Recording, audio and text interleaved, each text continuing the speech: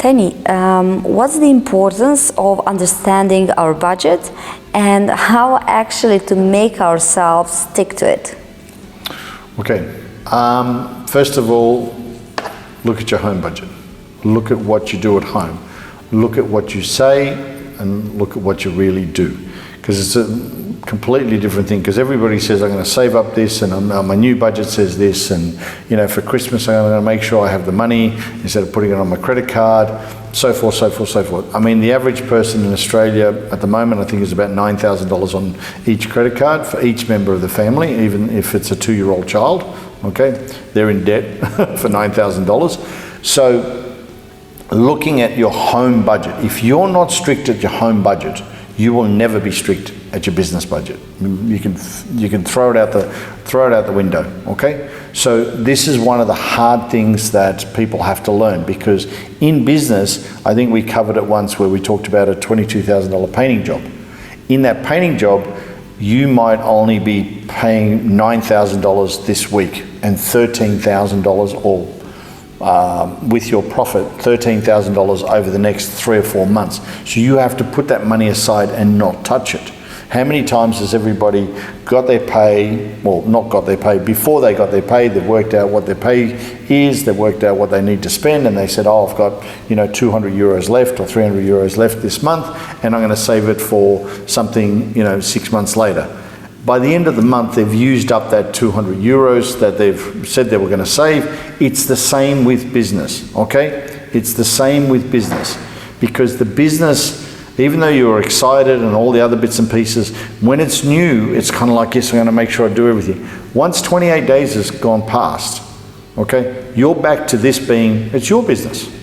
It's my money, I've earned it, you know, I can spend it whichever way I want. If, you know, I feel like I need to deserve something because I've worked 7 days.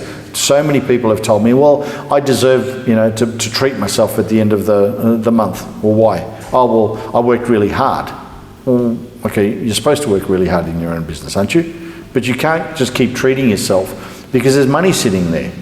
You know, it's in a sense, yeah, it's your money, it's your business, your money. You do what you like with it. So one of the challenges people face is home budget, business budget.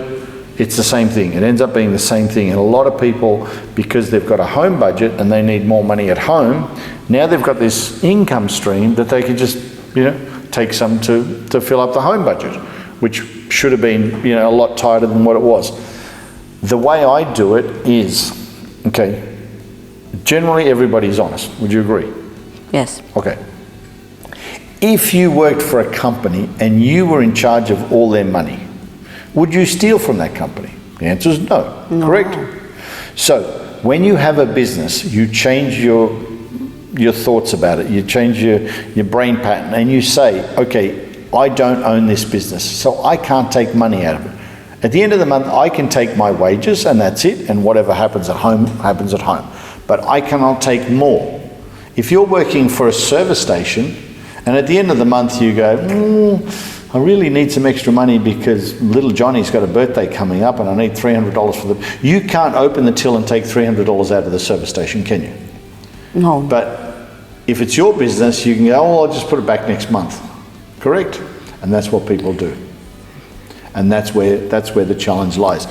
Need to get your home budget pretty much down pat, and if things are, you know, something's happening at home, or this is where, when I say to people, you save up 6 months worth of income, and that's what your home budget is, and you do not touch your work budget, besides taking whatever wage you've put yourself on. And make sure you put yourself on minimal wages as well.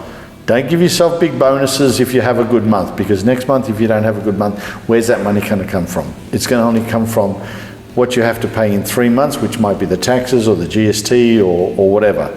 It won't generally come from suppliers, because suppliers, if you don't pay them, they won't give you any more supplies. It's pretty much easy.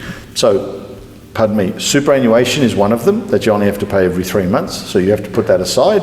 So there's all this money sitting there, okay, that people end up taking out. No. Treat it like you work for the service station. You cannot open the till and just take $300 out when you need it.